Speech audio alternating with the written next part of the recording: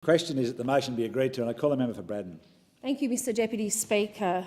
I think this matter says a lot about this government and, again, its failure to deliver. And it's quite interesting that the member that put this motion forward can't stay in this chamber to listen to the contributions because she knows how bad this program has become.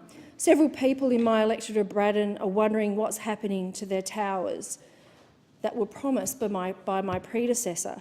Perhaps the member for Capricornia wouldn't mind asking her National Party colleague, the Senator for New South Wales, who's also the Minister for Regional Communications, where the funding she committed in May last year for Guns Plains, Sulphur Creek and Devonport has gone.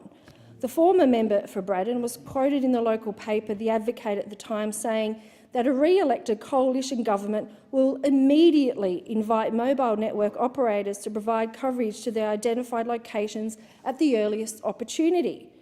Either I have a different understanding of the term immediately, or something is astray with the former member's commitment.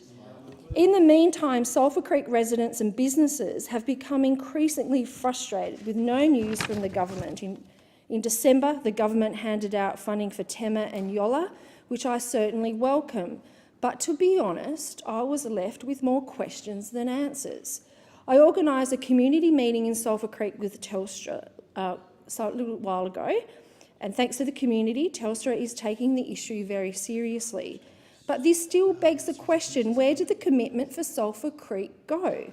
In February, I presented an additional petition of Sulphur Creek residents to the House, and despite this, and a letter to the Minister as well, I have had no reply. Fortunately, my office has been regularly checking the department's website for updates on any news on round 3, and last week we noticed a not too subtle change.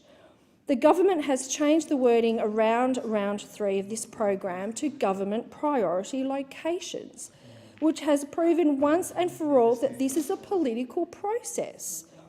While I welcome the fact that finally Guns Plains, Sulphur Creek and Devonport are listed amongst these locations, it is telling that there are 3 times as many government priority locations in coalition electorates, and all 29 sites that fall in Labor electorates are in marginal seats. If that's not a cynical political exercise, then what is it? I'm also concerned that the wording on the website that there will be an approach to market in 2017 to deliver on these commitments subject to a suitable application by carriers, which may enable the government to walk away from these commitments. I certainly hope this doesn't happen, and an announcement is made soon, because from the delays of round 1 of the program, Sulphur Creek, Devonport and Guns Plains residents could have a long wait ahead of them. Sisters Beach residents were told in June 2015 that their mobile phone reception will get fixed, and this has still not happened, Mr Deputy Speaker. I know these things take time, but this is a community that has had numerous problems, with residents unable to contact emergency services in times of need. The technology is also co-located on an NBN tower that surely could have been resolved in a much quicker time frame. 109 sites were identified in Braddon as being mobile phone blackspots, and so far 9 have been announced in rounds 1 and 2 of the government's program. That's just 9.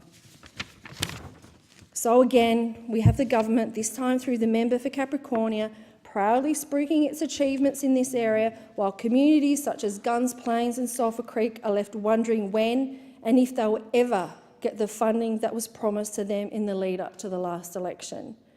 Unfortunately, I hold little hope of ever receiving a response from the government on this issue for these communities. Well, guess what? The government's been in for 4 years and people are still waiting. It seems they too easily forget this very critical fact that they are the government and they should start delivering on their commitments. The question